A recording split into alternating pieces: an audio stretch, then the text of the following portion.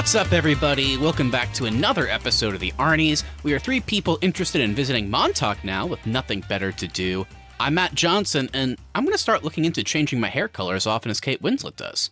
I'm Keith Baker, and I was happy to see Hulk and MJ together. And I'm Austin Terry, and I hope I never see Elijah Wood with a soul patch ever again. On today's show, we'll be discussing one of my all-time favorite movies, Eternal Sunshine of the Spotless Mind. But before we get into that, I want to know, what would you guys want to have erased from your memory? Yeah, look, it's low-hanging fruit, but I want the entirety of David Ayer's Suicide Squad erased from my memory. But then you're going to be so confused every single day when you go on Twitter and you see the release the Ayer cut hashtag. Well, maybe it'll be erased and I'll watch it again and I'll be like, wow, I need the Ayer cut. Then you'll have that erased. I do want to find a way to keep Jared Leto as the Joker in my memories, though. We'll find a way. Whenever you see Morbius after getting this procedure done, you'll have flashes of the Joker. I'll be like, wow, that guy should play the Joker. Well, we've referenced it many times in our podcasts, and I would have to erase me listening to Jeremy Renner's Take Your Medicine. Oh, but it's such a good song. I feel like you erase it just so you can go listen to it for the first time Yes, again. exactly. 100%. Yep. You nailed it. Kind of like Austin said, I know it's a low-hanging fruit, but I have to erase 95% of Halloween Kills from my mind. I had a feeling one of us would get to Halloween Kills. Or Jamie Lee Curtis yelling, Michael! Just from a bed the entire movie. Well, speaking of Jamie Lee Curtis being in a bed for 95% of the movie, here we have Jim Carrey. Because, guys, it is time for the main topic of the episode. It's high time for another round of our favorite movies. It's been months at this point, but it's good to be back. Today, it is my turn once again, and I have picked the 2004 Michel Gondry, Jim Carrey, and Kate Winslet flick, Eternal Sunshine of the Spotless Mind. It takes a look at a world where you can go to a company that will remove your memories for you. Most use it to remove memories of ex-partners to spare themselves pain. Kate Winslet does this to her ex-boyfriend, played by Jim Carrey, and then he decides to do it as well. The movie mostly follows the process in which his memories are removed in reverse order, and by the time we get to happier times, he regrets taking part in the process in the first place. The movie makes you wonder what you would do if you had access to this kind of procedure, and makes you kind of ponder if coping with the pain is a better option than bearing it altogether. It's essentially a surrealist look at dealing with a rough breakup, and the direction and visuals make this one tough to forget, no pun intended. And an always great Kate Winslet and Jim Carrey in one of his rare dramatic turns really propel this to an all-time favorite for me. So, Austin and Keith, give me your thoughts on Eternal Sunshine of the Spotless Mind, now that you've both seen it for the first time. Yeah, I will say right off the bat, I really enjoyed Eternal Sunshine of the Spotless Mind. I do think, though, that I enjoyed the destination more so than I enjoyed the journey. And what I mean by that is I think as a way that they choose to tell this story, because it's not necessarily in chronological order, it is very hard to root for this relationship, I felt like. I think he spent a lot more time in the negative aspects of the relationships than in the positive. And so that journey to the destination was hard for me to get on board with. I didn't find myself necessarily always rooting for this couple, but overall, I did really enjoy the performances. I think Jim Carrey and Kate Winslet are great in this role. The story itself is super unique. I can't really think of anything quite like this. And by the time the credits rolled, I was very satisfied with the conclusion, and it did leave me pondering a lot of things, and it kind of leaves you with food for thought. So I think overall I had a great time, but I do have a lot of things I'm unsure about still.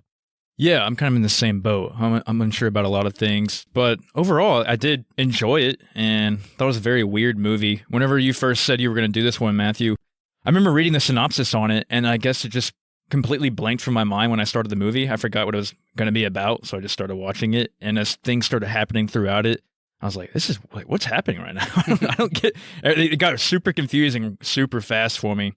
And then I was like, oh, that's right. This is about like mind erasing or something like that. When is that going to come in? And it kind of like comes in a little bit later. But yeah, it was really weird. The Jim Carrey right off the bat was weirding me out. I was like, this guy's playing an awkward person. I don't know. Is he gonna? I don't see how these two are coming together.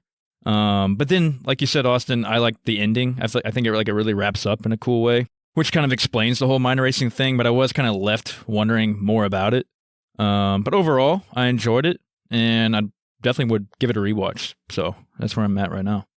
Cool. Yeah, well, I'm definitely glad that you guys at least enjoyed it and, thought it was, at least good. Whenever I watched it this time, it's definitely a movie that I've started to like more and more as I've gotten older and revisit it, like kind of just at different stages of life. Because whenever I first saw it, I was pretty young. And I was just kind of blown away by seeing, Jim Carrey do something different. And then just visually, it was so kind of stimulating. So that's kind of what I latched on to the first time I saw it. But as I've gotten older and, you kind of share similar like life things with the characters, then you appreciate it in different ways. And on this viewing, it was funny. I'm excited to talk about it because kind of like what you said, Keith.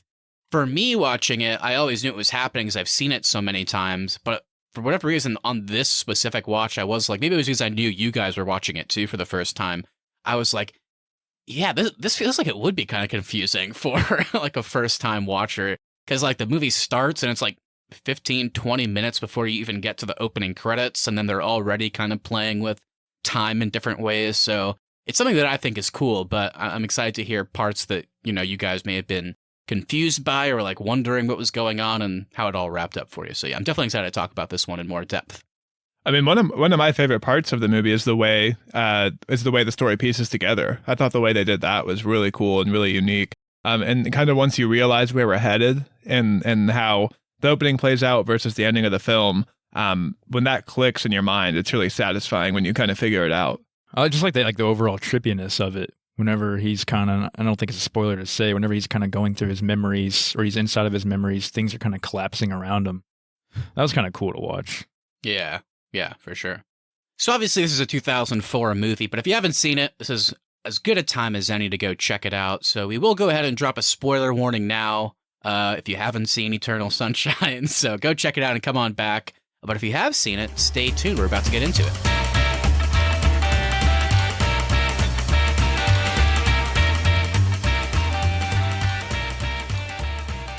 All right, so as usual, we're in spoiler territory, and we always start that off with a little bit of cast and crew talk. So Austin and Keith, what you got for me? All right, so The Eternal Sunshine of the Spotless Mind is directed by Michel Gondry. He is a French writer and director known for his unique visual stylings, and you may know him from The Science of Sleep, Be Kind Rewind, The Green Hornet, and the Jim Carrey Showtime series Kidding. It's also written by Michel Gondry, Pierre Bismuth, and Charlie Kaufman. Kaufman is a 4-time Academy Award nominee known for Being John Malkovich, Adaptation, Confessions of a Dangerous Mind, and Anomalisa. And our score is composed by John Bryan, who's a singer-songwriter, producer, and composer known for Magnolia, Punch Drunk Love, and Lady Bird. And going into our cast, we have Jim Carrey as Joel, Kate Winslet as Clementine, Kirsten Dunst as Mary, Mark Ruffalo as Stan, Elijah Wood as Mr. Pervert himself, Patrick, and Tom Wilkinson as Dr. Howard. All right, guys, there's our cast and crew. Any positives, any negatives? What do you got? Keith, I gotta know, because we just recently discovered that you have a secret disdain for Mark Ruffalo. So were you happy that Mark Ruffalo appeared in this movie? Yeah, I actually really liked him in this. He's growing on me. Your biggest complaint was he always plays his nerdy self, and he's his nerdy self in this one. Yeah, but I kind of dug him in this one. I like that he was kind of the more innocent one out of everybody. Just doing his job. Doing an awful job at his job. Doing his job and like having sex on top of Jim Carrey's unconscious body. Definitely not as smart as Bruce Banner. That's for sure. I'm going to shout out Kate Winslet as Clementine. I thought she was really fun. I liked her character. She was kind of just quirky and kind of all over the place and spontaneous. I think she played a good part. Yeah, my highlight is also definitely Kate Winslet as Clementine. I don't know how Kate Winslet does it, but she's like almost unrecognizable in every movie role she does. She changes characters and personas so much, and she does so many different roles. I thought she was easily the standout for this one and really stole the show for me in her performance. All right, well then I'll take the two other, what I would call easy ones for myself, and that is the other star, of course, Jim Carrey, who I love in pretty much everything. I mean, he's one of my favorite like comic actors pretty much. He always gets a laugh out of me. But then, he's one of those guys, just like, I think of people like Robin Williams, who primarily a comedian, but whenever he would do something like 1 Hour Photo or Insomnia, he could deliver these just phenomenal, darker, dramatic performances. Jim Carrey does that too. I think it's stuff like The Truman Show, even a movie that sucks, like Number 23, you watch him in that and he's like, oh, he's kind of scary.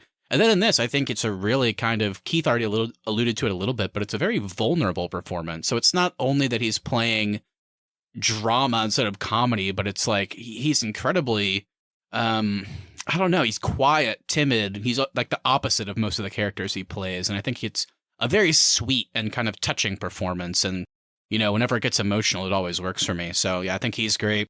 And then the other one, of course, being the director, Michel Gondry, just because I think the way they chose to tell this story, you got to shout out the writers as well, of which he is one. But I think what makes the movie extra special is just like the way he told the story visually.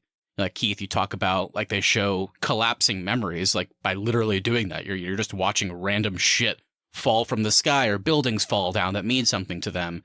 And then just like the way they edit it too, like he's walking one direction trying to follow somebody and then the camera moves and then you're looking at like the way he just came from somehow. So it's very surreal and kind of crazy. And I think it really adds to this weird process of removing memories and kind of the cloudiness that comes with that. Yeah, I think to your point about Jim Carrey being in a different role, something that actually was a little off-putting to me at the beginning was seeing Jim Carrey as this reserved character, because he always is this eccentric, kind of loud character. That's usually what he's known for. So that took a little bit for me to get used to, but I thought he was really great in the movie. And I do think it's cool the way he still works on some of the things he's known for, like his facial expressions, like during the memories and stuff like that. So you still get some of those comedic elements from Jim Carrey, but the reserved dramatic side of things was really exciting to see too. Yeah, I don't know if there was any uproar at the time. I remember Jim Carrey won the Golden Globe for best like leading dramatic actor for The Truman Show, but then he like weirdly wasn't nominated at the Oscars.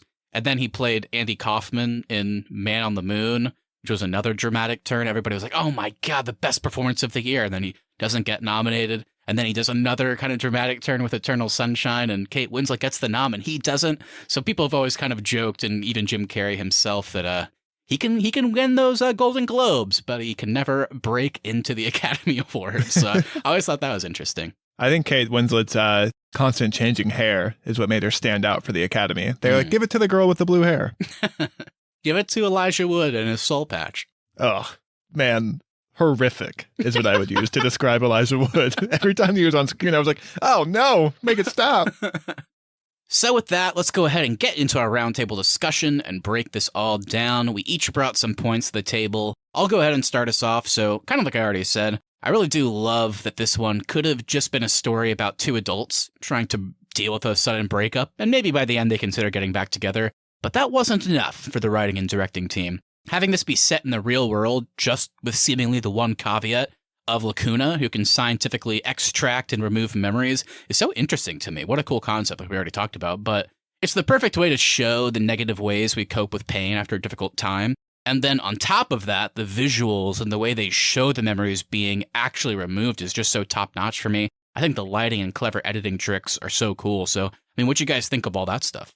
Yeah, the thing I really liked about the memory removal stuff is I feel like in any other story, there'd be some like dark motivation behind the company and why they're removing memories, or you delve into that. And the thing that I really liked about this is you don't get that here. It's just a company that exists. It's an everyday clinic, feels very normal and natural for this world. And everyone involved here is literally just people doing their jobs. There's no evil motivations or anything like that. And the only time it becomes antagonistic is when Jim Carrey realizes he wants to keep these memories, but he's already agreed to the procedure and he can't wake up. So like all of that just felt very real and it felt very normal for this world. I like the process, how gradual it was. Like it just goes from being like pretty subtle to being super intense. 1 second he's following Clementine through the hallway and then she just disappears all of a sudden. And then he goes to her office or whatever, and Elijah Wood's character is there, and Elijah Wood's character's face is blurred. And then he's walking down the street, and a car crashes. Somehow he ends up in his mom's house because they're trying to access another memory that's not a memory from their relationship. So it was kind of cool how they just kind of built up to that. And yeah, to your point about like the editing and the visuals, I think pretty much everything looks really great, especially when you're like in a room, the lights are going off on people around him and it's getting darker and darker, and just everything about that memory is slowly fading away. Even when people's like faces gets blurred, that always looked really creepy to me, but it still looked good. I think the only thing that didn't look good in this movie is the forced perspective when Jim Carrey's a baby. It's no Elf, I guess. I'll leave it at that. Yeah, that did weirdly look bad. But yeah, there are still there's just such fun things going on. Like, even though it's like a very dark and kind of scary at times concept, there are funny moments. I just like love seeing how they, I guess, didn't always want to have it be like Jim Carrey and Kate Winslet dressed as little kids. So then sometimes it cuts to them actually as kids, but then it's still Jim Carrey and Kate Winslet like narrating over it. So goofy. Watching her, every time she called him Baby Joel always made me laugh. I liked it every time she was like, Jolie. Jolie. Yeah, and then just talking about Lacuna in general, I love like what you said, Austin. It's so true. In this world, this isn't. I feel like in pretty much every other story we would get, this would be like Lacuna. You see characters watching the news, and it's like, wow, Lacuna, the controversial organization that can remove your painful memories. Their stock price is soaring. And then it like shows like a really like crazy like a charismatic CEO like on the screen. No, like you're right. It's literally just treated like a clinic. Like you can make an appointment. It's not too hard. Valentine's Day is their busy season, but it's pretty easy to get an appointment. I love seeing Kirsten Dunst's character on the phone, and they don't really like spend too much time on it. It's just mostly through dialogue that you have to hear in the background. She's like, "Oh, hi. Really? This is going to be your third time this month. Okay, yeah, we can squeeze you in." And she's like, "I know you have to wait. I know it's a crazy time, but whatever." And then also you see like at one point Jim Carrey walk by somebody else in the waiting room who's holding a box clearly of like their dog possessions. Yeah, it's not always about like removing stuff with an X or something. Like there is kind of merit to it in certain, maybe not merit, but there's reasons that you can understand why people would do it that don't feel as kind of drastic or crazy or potentially like life-changing as removing like an entire like partner from your life. Some people just like, oh, I just can't cope with like a dog's death or something like that. So there's different things to use it for, which is interesting. And I think they're also like, you could also look at it as there are positive uses for it too, like removing like maybe childhood trauma or repressed memories, like things that could help somebody really move forward in their adult life. Like there's really positive uses you could think about to use this type of technology for. Yeah, like PTSD from people in the military or anything. So let's talk a little bit more about how the story unfolds. It does work backwards, getting progressively happier as we move on. And I think this causes the first impression because we start out with all the bad parts of their relationship, that it may not be a healthy one. And as we all learned in communication school and high school, a first impression is the hardest thing to undo. So I just want to ask you guys, do you think the movie successfully makes the case that these two should be together? I think that's like the biggest, I don't want to say problem that I have with this movie, just the thing I'm still kind of stuck on with it, and I was kind of wondering throughout the entire movie was why these two should be together, because they just seem like complete opposites. I guess the beginning bus ride, whenever he's just like so, like you were saying, Matt, he's so timid and awkward and weird, and she's trying to talk to him the whole time. He's just not having it, and he goes over to her house, and then he leaves awkwardly. So for me, I was hoping there was gonna be a little bit more build up to their relationship, but maybe that was good that we didn't get it.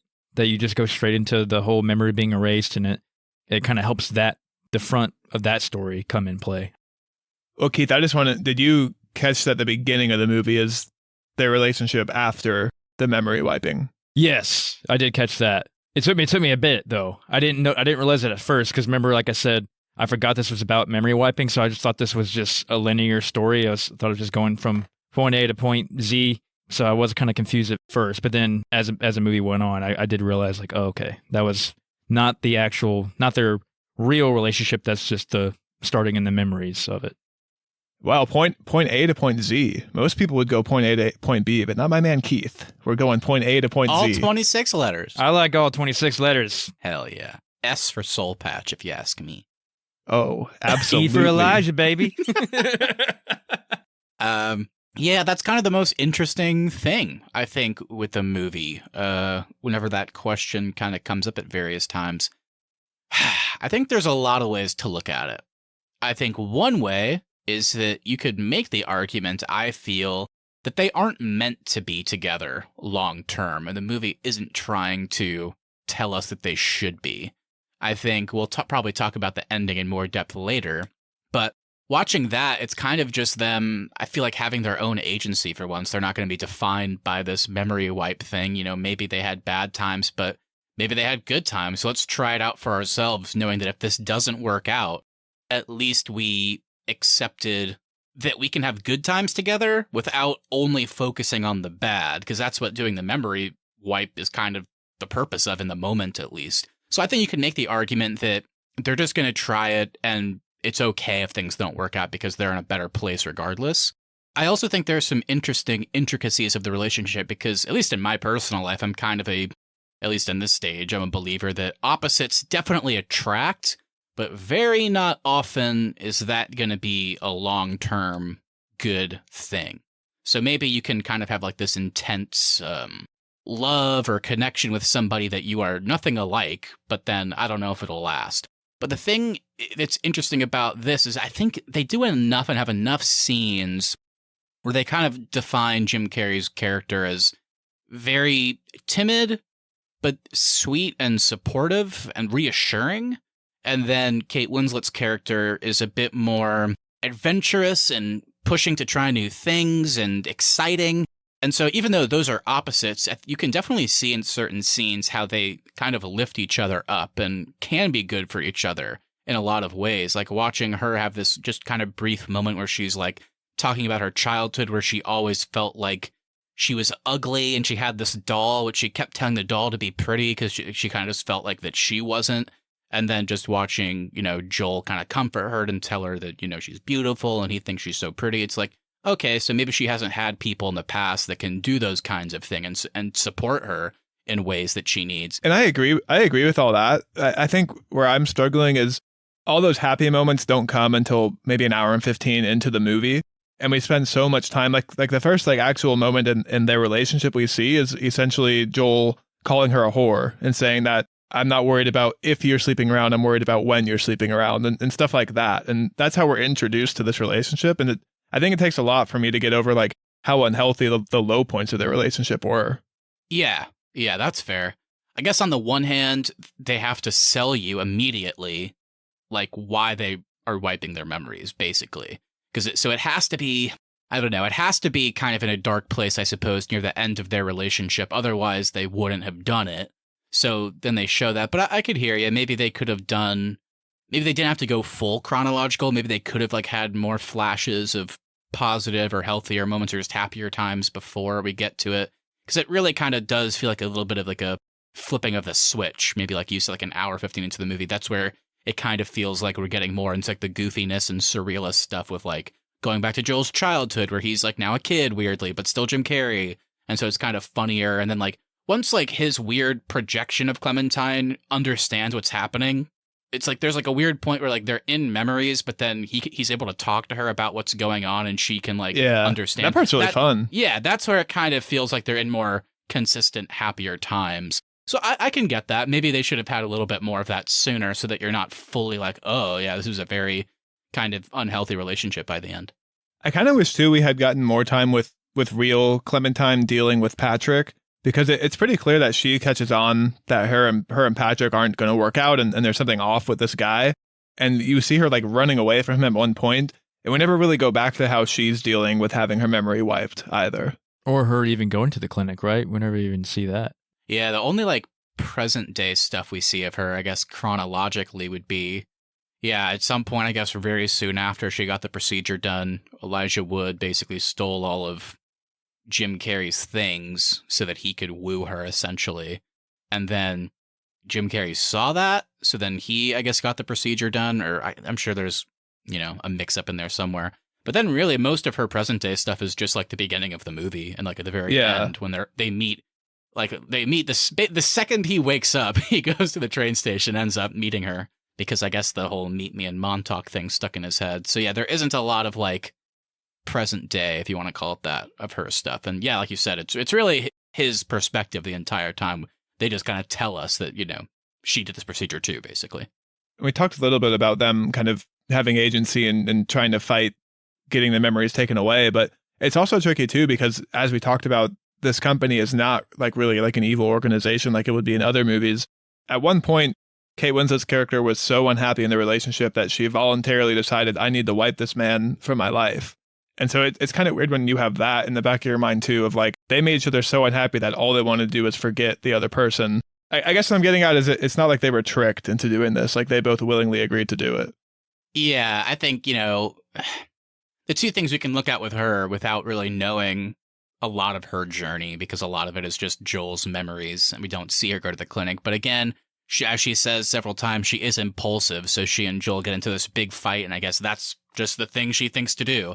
And also, I guess the other thing, maybe the movie could have done a little bit of a better job talking about this more, at least in relation to her. But as we already said, lacuna is a very normal thing. So as weird as it sounds, she could have just gotten in a big fight, was feeling impulsive, and basically she's like, I'm going to the doctor, because I guess removing memories is weirdly not that uncommon. So yeah. So she does kind of admit that it was the wrong thing to do. But, I feel like by the end where we see what kind of character she is, it almost does make a little bit of sense. Like, they get in this crazy fight, and she's like, fuck it. I'm removing him from my mind. Yeah, so we kind of covered it earlier, but one thing I'm still not sure about is the actual characters of Joel and Clementine, and I'm not talking about together, but separate. We only really know Clementine as being this like spontaneous girl and Joel being this kind of awkward guy, but what leads them to being those people? Maybe see like 10 or 15 minutes more of them showing them in their separate personal lives. Would you guys have wanted that? I want it more specifically with Clementine, because all we really see of her is, when they're restarting their relationship. And then we also see the imaginative version of her. We don't see her like actual persona in the movie. And so I kind of want more of her personal life, her friendships, what she does, all that stuff, because we kind of get it from Joel's character with like his two friends that he interacts with, but we really don't know anything about Clementine other than how she handles herself in relationships. Yeah. I hear you guys with that. I don't know if I needed any more from Joel, just because, I don't know. I guess it's kind of hard to explain how somebody becomes like that kind of person. But again, we do see stuff from their childhood. Seems like maybe he could have used his mother or just any parental figure. It would have been nice if they were around more, is kind of the implication. And then also he's clearly getting bullied and stuff like that. So kind of makes sense whenever, we cut to present day and see where he's at. A lot of those, I think, early childhood things can, really impact somebody long term. But yeah, I'm actually with you guys for sure. It would have been nice to maybe just have 10 extra minutes that could have somehow given us more with Clementine. And I don't know how you do it, because, literally the movie is like, if we just look at it chronologically, they have a relationship that we only see the relationship in the context of removing memories. So we're not actually seeing like their relationship in like real time. It's just Joel gets this procedure done, removes all his memories, goes to Montauk, meets her on a train, they get their tapes, and then they decide to try it anyway. That's the entire movie. So I don't know how you show like Clementine on her own, if that makes sense, because the movie's entirely his memories. So I don't know. I almost wish they would have just done it anyway, just to give us a little bit more, like you guys said, into that relationship. Or maybe, I don't know, maybe somehow utilize not necessarily the Patrick character specifically more, but I don't know, maybe we see a quick flash, like whenever she did go and ask for the procedure. So maybe you can have like Kirsten Dunst and Tom Wilkinson or Mark Ruffalo kind of talking with her. Maybe that will give us more context. But again, I don't know how you do that when the entire movie is basically just like Joel's perspective of the memories being erased. So I guess they kind of had to pick and choose, but regardless, I think we needed more with her, just a little bit. Well, you mentioned Patrick there. Do you think we need more of him in the film? Because by the time he like comes back in the conclusion and Clementine's like, fuck off, Patrick, I had kind of forgotten all about him, because all we really see is like, hey, I'm a creep. I stole her underwear and all of Joel's stuff. I'm going to go try to woo her. And then that's kind of it for his character. And I'm not saying the movie like needs a villain, but that's kind of what they set him up to be for the film. And I feel like he kind of gets lost in the story. Yeah, the only thing I got out of Patrick was that he was just copying Jim Carrey's moves in a way. And that's kind of what sparked Clementine's memories to kind of come back up. And I think that kind of phony relationship could have been a way to see more of Clementine in her personal life and see how she's interacting there. There's a way to do it. It's just obviously a completely different movie. I guess the way you would do that is it would have to be more of a 50-50 split. I just don't know how you do it where it's like 90% Jim Carrey and then 10% just randomly, like her specific memories scattered throughout. So yeah, I think it would just have to be a different movie. It would have to be more like a 50-50 jumping back and forth between like their, respective procedures. So it's a hard line to walk. And I think we all agree that while Kate Winslet gave a phenomenal performance, it would have been nice to have just a little bit more insight into her character, because I do think we get a lot of that for Joel. I think by the end, I at least I feel like I know him very well. I've got good news. There is a sequel in the works, and it's The Internal Darkness of the Perpendicular Mind. Oh, thank God. What? Are they gonna like have holy shit, really? Are they gonna have Elijah Wood come back in 2022, and are they gonna be bold and try and bring back the soul patch? Is it possible these days? I don't know if it's possible, but can I at least say this? The thought of this man standing over me while I'm sleeping is terrifying.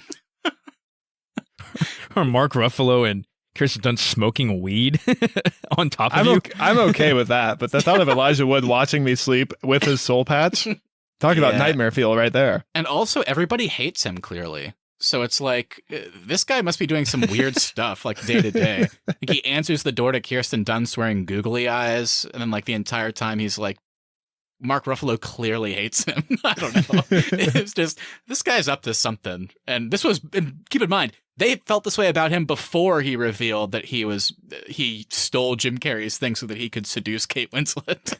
So he's been doing weird stuff for a long time. He even says it. He's like, I know whatever Kirsten Dunst's character's name is, I know Mary hates me. And Mark Ruffalo's like, yeah, she does.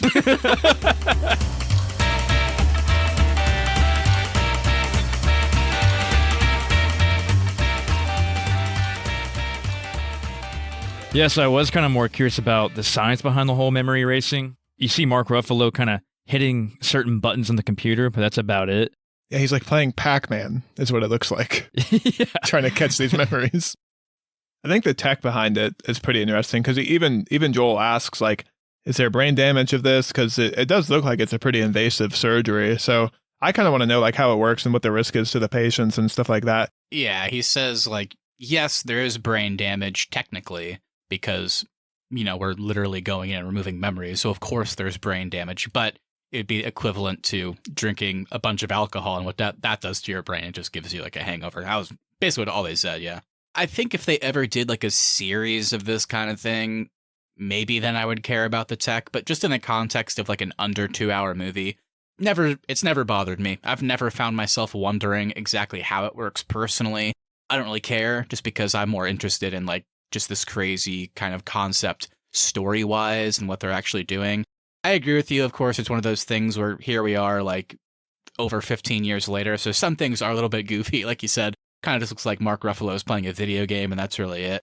But it just works for me as kind of leaving it vague, because in a weird way, I feel like if they go, like, super deep into the ins and outs, then it almost feels like that cliche I mentioned earlier, where it's like, Lacuna, the huge corporation, stock prices on the blah, blah, blah, blah, blah. It feels like that kind of thing, whereas leaving it vague in a weird way almost kind of reinforced that this is just like a daily thing that they do, like, weirdly enough. So it kind of just felt like another doctor visit in a strange way. So I kind of like that. I don't need too much more detail, personally.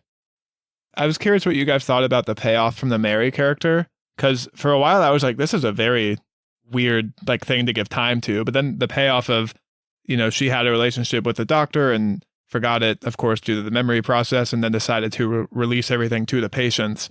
The way that character was used and how it leads and impacts Clementine's and Joel by the end, I was like, wow, this was really cool. And I'm glad we got all that time with Mary by the end of it. No, yeah, I agree. Because you kind of just thought she was this kind of ditzy, just kind of sidekick, secretary kind of lady.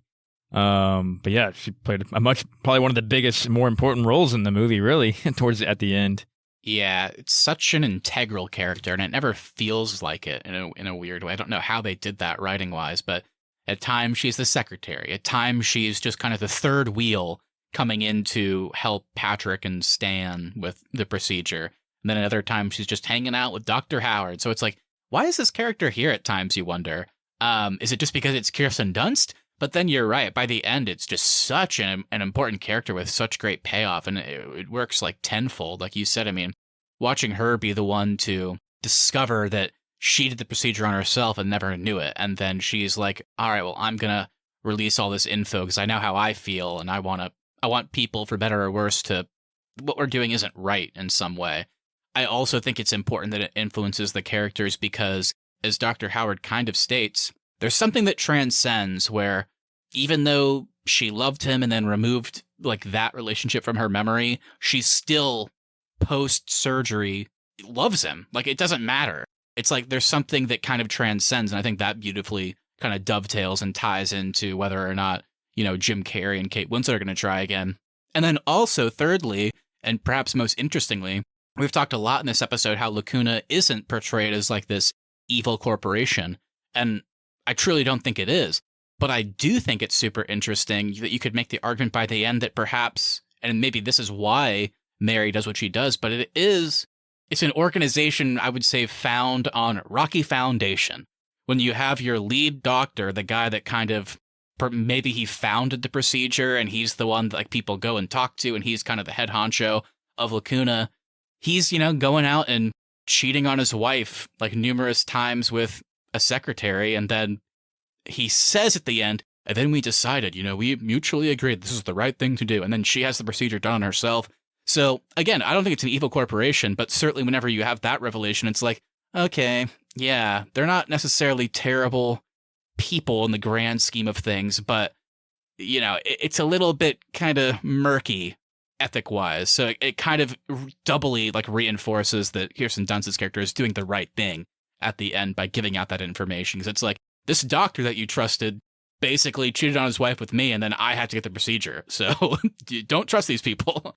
In the context of relationships, it actually kind of leads into a weird power dynamics conversation where if both parties aren't agreeing to have this done, how is it fair to the person who still has the memories, or vice versa? That's like kind of with Mary and Stan, and then also with Joel and Clementine, because Clementine just went and did this, and Joel didn't know she was doing that. So when he tries to go have a conversation with her, she doesn't know who he is. That's got to be painful to experience that. And then for Mary to realize that she's already had a relationship and intimate with this man, and she has no memory of that, that's also a very weird power dynamics thing. So there are a lot of layers to this surgery in the context of relationships between two people. And Lacuna just thinks it's good enough, I guess, to send you a letter in the mail that says that, hello, this person erased you from their memory. Bye. What? Imagine if Keith forgot me. I just show up on the podcast one day like, Matt, who's this third guy? Whoa. I thought me and my best friend Matt were going to talk about Morbius today. Who's this stranger trying to ruin my time? Oh, do we have a guest today? You didn't tell me. And then I'm sitting there like, Keith, I know how much you hate Mark Ruffalo. Tell me about it. How does he know this stuff? How does he know my name? Why does he have a soul patch? To kind of close out here, just kind of like a last general point. I just love that our leads at the end, kind of when they have this response to the revelation of Mary sending out all the tapes of them doing their Lacuna interviews and realizing, oh, I had my mind wiped of this person. And then they can, I guess, potentially meet that person. And then in the case of Joel and Clementine, it isn't about being good or bad for each other in the context of their previous relationship. To me, it's that they went through a procedure that they were happy to do because it got rid of painful memories, but they neglected the good times that they did have with each other. So at the end, watching them want to try again, even though it could not work out, is kind of powerful to me. This time, they're going in knowing the bad things about each other, and watching that closing shot that keeps repeating as they run on the beach tells me visually that perhaps this decision to try again is kind of all for naught in a way, but at least they have their own agency this time, and if it doesn't work out, I do genuinely think that they're going to be in a much healthier place than they were before having their minds wiped. I just think of like the scene where Clementine tries to walk out after hearing like Joel listening to his tape, and she says something basically like, I heard you on your tape, you're talking about how annoying I can be, like, what's the point? And then his response is just like, okay. And she's like, okay. So it's kind of like, I don't know, let's just try. So I don't know, what did you guys think of like the ending? I know we kind of already talked about it and you guys were like having questions like, should they be together or not? But after kind of like, looking at the movie as a whole and talking about it a bunch, I mean, any final thoughts on that ending specifically? The ending and the conclusion is my favorite part of the movie. It's just that simple conversation where they both realize like, yeah, there's going to be things we don't like about each other, but they agree to take that journey together anyways. I think it's mainly because the movie isn't trying to sell you on the end that these are soulmates. These are just two people that are going to try to make this relationship work again. And maybe they'll fail, maybe they'll last forever. But the aspect of just like, yeah, we're just going to see if maybe we can date each other and be happy. And that's all that you really have to be sold on in the final conclusion of the movie. That really worked for me. Yeah, worked for me too. Because it showed that the surgery does, in fact, remove the memories, but it does not remove attraction. Yeah, so it almost feels like we should see this through, knowing that whether or not we stay together forever or we break up, we just shouldn't have our minds wiped, if that makes sense. So it's almost like they both realize, I mean, we're not removing this attraction and this like connection that we feel with each other, so we might as well just see what happens. And something tells me that this time around is going to be a bit more positive than the first time around, because I got from the first relationship that they didn't have very great communication with each other. And so going into this relationship again, knowing kind of where they fell apart and the things that bothered them about the other person, I think it's going to help them communicate more. And I took it as this relationship's going to be in a healthier place for the second go around. I got to say, Matt, as we're talking about it here, I'm liking it more.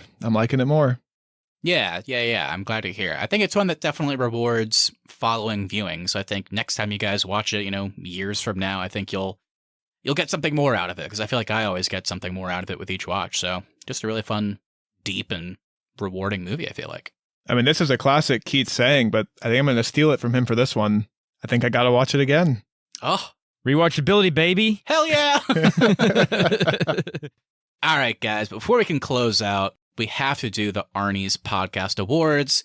It's where we just pick something that we either loved, liked, or didn't like at all from the movie, show, or whatever we're talking about on the podcast. And we just call out one thing that we think deserves an award. So, Austin or Keith, who wants to start me off? What do you think deserves extra praise or hate today? I'm bringing back an old award. It's a pretty easy one. It's the Creepy Peepee Award. And that goes to Patrick. Yeah. I think the ultimate, when he just out of nowhere goes, I stole her panties. I was like, oh my God, how did the conversation end up here? What I love about the whole scene was Mark Ruffalo's reaction to it all. He's like, holy shit, why'd you do that? You can't do that. He's like, I don't know. He's a criminal in more ways than one, I feel like. He should probably be in jail, and he needs to shave. All right, I'm going to give the Unknowing Threesome Participant Award to Jim Carrey as Joel, because he unknowingly participates in 2 threesomes in this movie between Mary and Stan, and then Mary and Dr. Howard. For some reason, all of them are getting intimate on top of his bed with him still asleep there in the room. And eating off of him, too. Remember, the plate was on his crotch. Oh, man.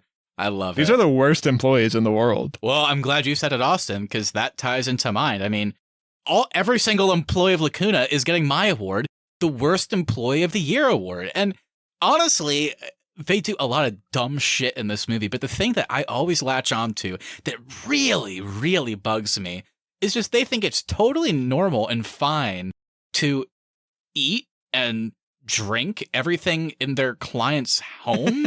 Like, all these clients are waking up like, where's my whiskey? That's what I mean, because look, it's one thing since you're wiping their memory, I get it, so they're not going to remember, but you have to play the game a little bit here, guys. Sure, take some whiskey, take a little bit of food, but these idiots just drink basically the entire bottle of whiskey and just leave a few drops and then put it back in the cabinet, and Jim Carrey comes and grabs it. He's like, what the fuck?